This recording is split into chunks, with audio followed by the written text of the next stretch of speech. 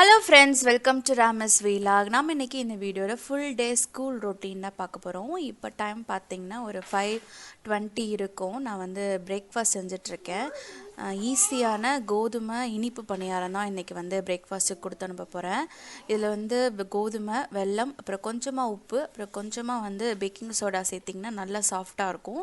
ஃபுல்லாக வந்து நம்ம கீழே செஞ்சு கொடுத்தோம்னா என்ன டேஸ்ட்டும் நல்லாயிருக்கும், ரொம்ப ஹெல்த்தியாகவும் இருக்கும். மீத மாவு வந்து இருக்குது. இதை வந்து நான் குட்டி பாப்பா சின்ன பொண்ணுக்கு வந்து நான் செஞ்சு கொடுத்துருவேன். இது காலையில் மைலோவும் ரெடி பண்ணி வச்சாச்சு. என் பொண்ணு பார்த்தீங்கன்னா குளிச்சுட்டு இருக்காங்க. குளிச்சுட்டு அவங்க ஸ்கூலுக்கு நான் அனுப்பி விட்டுட்டேன். இப்போ பார்த்தீங்கன்னா ஒரு டைம் வந்து ஒரு 7:30 இருக்கும். நான் வந்து இன்றைக்கான லன்ச் மெனு பார்த்தீங்கன்னா மாங்காய் சாதம், கோவக்காய் பொரியல் தான் செய்ய போகிறேன். கோவக்காய் வந்து நைட்டே வந்து நான் கட் பண்ணி வச்சுட்டேன். ஸோ காலையில் நம்ம வந்து சீக்கிரமாக செஞ்சு முடிச்சிடலாம். அதுக்காக இப்போ கடாயில் கொஞ்சமாக எண்ணெய் சேர்த்து கடுகு உளுந்து சேர்த்து கருவேப்பிலை சேர்த்துருக்கேன். இது கூட நம்ம நறுக்கி வச்சுருக்கிற கோவக்காயும் சேர்த்துடலாம். கோவக்காய் பொரியலுக்கு நிறைய மசாலா போடணும்னு தேவையில்லை. ஜஸ்ட்டு நம்ம வந்து மஞ்சத்தூளும் மிளகாத்தூள் உப்பு கரெக்டாக போட்டாலே சூப்பராக இருக்கும். நிறைய எக்ஸ்ட்ராவான மசாலாலாம் தேவையே கிடையாது. இப்போ வந்து காயை லேசாக நம்ம வதக்கிட்டு கொஞ்சமாக வந்து உப்பு சேர்த்துக்கலாம். ஒரு 1/4 டீஸ்பூன் அளவுக்கு மஞ்சள் தூள். அடுத்து வந்து உங்கள் காரம் எவ்வளவோ அதுக்கு தேவையான அளவுக்கு மிளகாத்தூள் சேர்த்துக்கலாம். நான் வந்து கம்மியாக தான் காரம் வந்து சேர்த்துப்பேன். ஏன்னா வந்து இந்த கோவக்காய் வந்து பசங்களுக்கு பிடிக்கும். ஸோ நம்ம காரம் அதிகமாக சேர்த்து அவங்க சாப்பிட மாட்டாங்க. ஸோ அதனால் நாங்கள் எல்லாருக்குமே வந்து காரம் வந்து கம்மியாகவே வந்து செஞ்சிடுறது. இப்போ நம்ம வந்து மூடி போட்டு நம்ம நல்லா வந்து ஃப்ரை பண்ணோன்னா உங்களுக்கு கோவக்காய் வந்து சீக்கிரமாகவே ரெடி ஆகிடும். இதில் வந்து தண்ணியெல்லாம் எதுவுமே சேர்க்கக்கூடாது. ஜஸ்ட் அந்த ஆயிலே வந்து ஃப்ரை ஆகணும். இன்றைக்கி பார்த்திங்கன்னா ரொம்ப நாள் கழித்து மாங்காய் சாதம் செய்தேன். இங்கே வந்து சிங்கப்பூரில் மாங்காய் உங்களுக்கு கிடைக்கும். ஆனால் மாங்காவோட ரேட்டு பார்த்திங்கன்னா ரொம்ப அதிகமாக போட்டிருக்காங்க. 1 kgயோட மாங்காவோட வேல்யூ பார்த்திங்கன்னா கிட்டத்தட்ட $8 கிட்ட வரும். $8னா நம்ம ஊர் காசுக்கு பார்த்திங்கன்னா 500 ரூபா. ஸோ 500 ரூபா ஆகும். அப்போ ஒரு பீஸ் மாங்காய் எடுத்தாலே உங்களுக்கு 3 வெள்ளினா அப்போ வந்து 200 ரூபா கணக்குக்கு வரும். ஸோ அதனால் கொஞ்சம் காஸ்ட்லியானதான். ஆனால் நீங்கள் எப்போ சீசன் மட்டும் இல்லை, எல்லா டைமுமே உங்களுக்கு மாங்காய் வந்து இங்கே கிடைக்கும். இன்றைக்கி வந்து இந்த கல்லா மாங்காய் அதை தான் வந்து வாங்கியிருக்கேன். ஸோ நம்ம எல்லாம் தோல்லாம் எடுக்க தேவையில்லை. நம்ம அப்படியே வந்து கட் பண்ணிவிட்டு நல்லா ஷ்ரெட்டரில் போட்டு வந்து சீவி நல்லா வந்து ஷ்ரெட் பண்ணி எடுத்துக்கலாம்.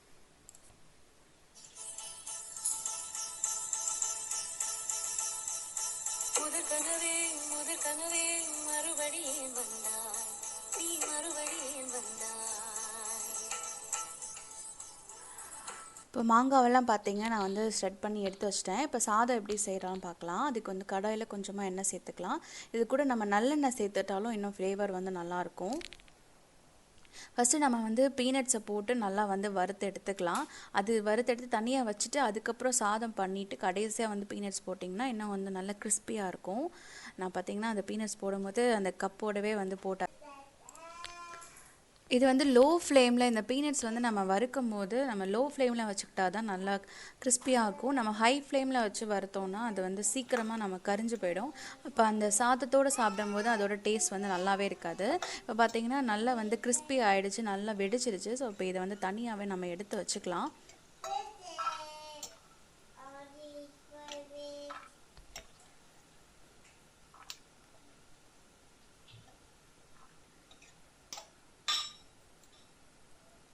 இப்போ இதில் பார்த்தீங்கன்னா கடுகு உளுந்த பருப்பு 1/4 டீஸ்பூன் சேர்த்துக்கலாம்.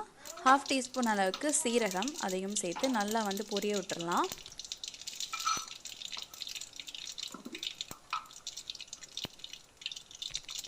ஒரு டேபிள் ஸ்பூன் அளவுக்கு கடலைப்பருப்பு. இதெல்லாம் வந்து அந்த சாதத்தோடு சாப்பிடும்போது டேஸ்ட் வந்து நல்லாயிருக்கும். அந்த க்ரன்ச்சியாக அந்த பீனட்ஸும் கடலைப்பருப்பு நல்லா க்ரன்ச்சியாக இருக்கும். இப்போ இதில் வந்து கருவேப்பிலை உங்களுக்கு காரத்துக்கு எவ்வளோ வேணுமோ அதுக்கு தேவையான அளவுக்கு நம்ம வந்து மிளகா வத்தல், அப்புறம் வந்து க்ரீன் சில்லி இதெல்லாம் சேர்த்துக்கலாம். இதெல்லாம் நல்லா சேர்த்து வதங்கின பிறகு நம்ம வந்து நல்லா துருவி வச்சுருக்கிற மாங்காவையும் சேர்த்து நல்லா வதக்கி விட்டுக்கலாம். மாங்காய் வந்து நமக்கு சீக்கிரமாகவே வெந்துடும். ஜஸ்ட்டு நம்ம 2 தடவை நம்ம வதக்குனாலே உங்களுக்கு நல்லா வெந்துடும்.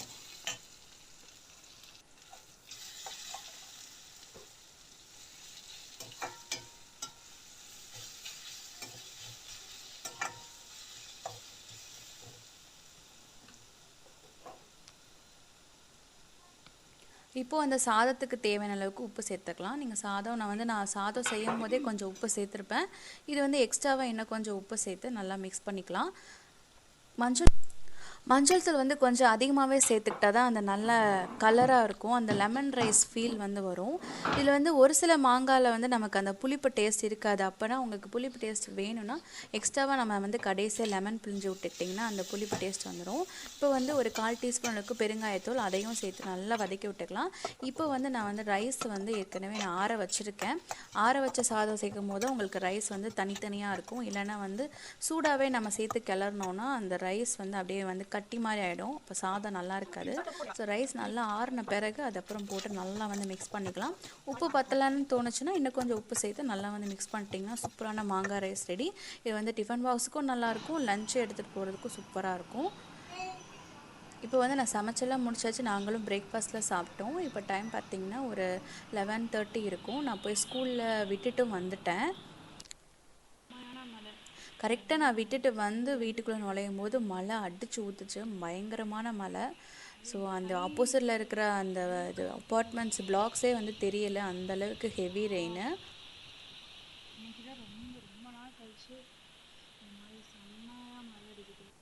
பாருங்க, பயங்கரமான மழை, நல்ல காத்தோட மழை, சூப்பராக இருக்குது இன்னைக்கு கிளைமேட்டு.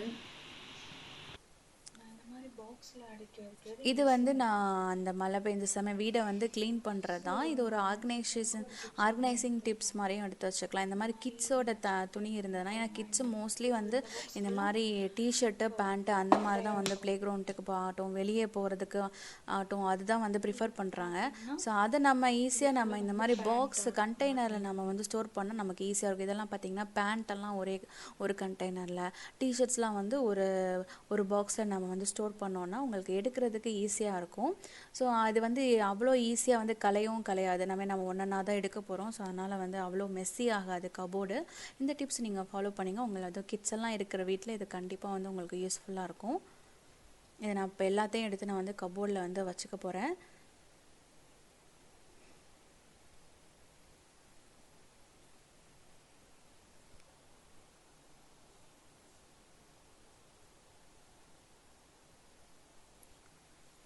அதுவும் பார்த்தீங்கன்னா கிட்ஸ் இருக்காங்கன்னா வீட்டில் டாய்ஸ் வந்து எல்லா இடத்துலையுமே இருக்கும். அது வந்து காமனான ஒன்று. நான் எங்கள் வீட்டில் பார்த்தீங்கன்னா நீங்கள் எல்லா இடத்துலையும் டாய்ஸ் பார்க்கலாம். கிச்சன், பாத்ரூம், அப்புறம் பெட்டு மேலே எல்லா இடத்துலையுமே டாய்ஸ் வந்து வச்சுருப்பாங்க. எவ்வளோ க்ளீன் பண்ணாலும் அது திரும்ப அந்த இடத்துக்கு வந்துகிட்டே தான் இருக்கும். இப்போ நான் வந்து ட்ரெஸ் எல்லாம் மடித்து எடுத்து வச்சாச்சு. இப்போ அடுத்த வேலை பார்த்தீங்கன்னா கிச்சன் வந்து க்ளீனிங் தான். நான் வந்து ஜஸ்ட்டு வாட்டர் தான் ஸ்ப்ரே பண்ணேன். நான் வீக்லி ஒன்ஸ் தான் வந்து நான் வந்து லிக்விட் யூஸ் பண்ணி நல்லா டீப் க்ளீன் பண்ணுறது. நான் யூஸ் பண்ணுறது பார்த்திங்கன்னா இந்த கொலோரெக்ஸ். இது வந்து எல்லா ஃபேர் ப்ரைஸ்லையும் கிடைக்கும். இது நல்லா சூப்பராக நல்லா க்ளீன் பண்ணும். க்ளீனர் ப்ளஸ் ப்ளீச் இருக்கிறதுனால உங்களுக்கு வந்து அந்த எண்ணெய் பிசுக்கெல்லாம் இருக்கிறது. வாரத்துக்கு ஒரு தடவை நம்ம யூஸ் பண்ணி டெய்லியுமே யூஸ் பண்ண தேவையில்லை. ஒரு தடவை யூஸ் பண்ணாலே போதும், கிச்சன் வந்து நல்லா சூப்பர் க்ளீனாக இருக்கும்.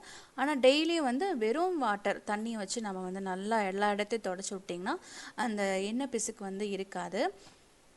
ஸோ இது ஒரு என்னோடய க்ளீனிங் டிப்பு. நீங்கள் வந்து அந்த கொலோரோ வந்து நீங்கள் ஃபேர் ப்ரைஸில் பார்க்கலாம். நிறைய இடங்களில் அது கிடைச்சா நீங்கள் வாங்கி யூஸ் பண்ணி பாருங்கள். அதுவும் இல்லாமல் கிச்சன் மட்டும் இல்லை, நீங்கள் அதை பாத்ரூமுக்கும் யூஸ் பண்ணலாம். ஏதாவது டஃப் ஸ்டெயின் இருந்தால் அதுக்கும் யூஸ் பண்ணலாம். ஸோ இப்போ நான் வந்து எல்லாத்தையும் நான் க்ளீன் பண்ணி முடிச்சுட்டு நான் மறுபடியும் வந்து ஸ்கூலுக்கு போகணும். ஏன்னா அவளை திரும்ப கூட்டு வர்றதுக்கு வீட்டுக்கு.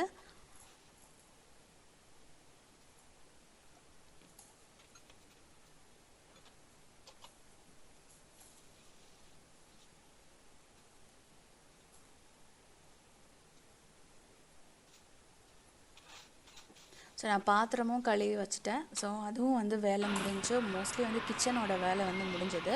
இப்போ நான் வந்து ஸ்கூலுக்கு தான் போயிட்டுருக்கேன்.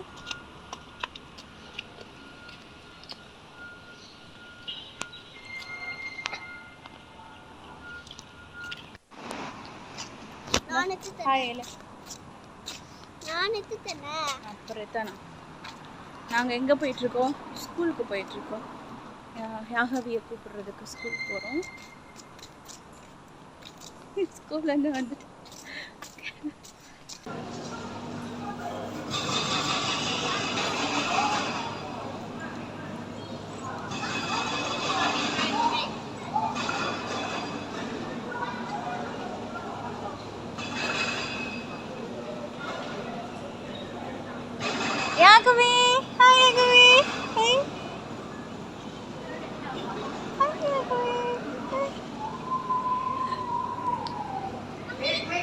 ஸோ நாங்கள் ஸ்கூல்லேருந்து நாங்கள் கூட்டிகிட்டு வீட்டுக்கு போயிடுவோம். இந்த மாதிரி தான் எங்களுடைய ஸ்கூல் ரொட்டீன் வந்து இப்படி தான் ரொம்ப பிஸியாகவே போகும். தேங்க்யூ ஃபார் வாட்சிங். நாம் வந்து நெக்ஸ்ட் ஒரு சூப்பரான வீடியோவில் பார்க்கலாம். இந்த வீடியோ உங்களுக்கு பிடிச்சிருந்தா சேனலை மறக்காமல் சப்ஸ்கிரைப் பண்ணிக்கோங்க.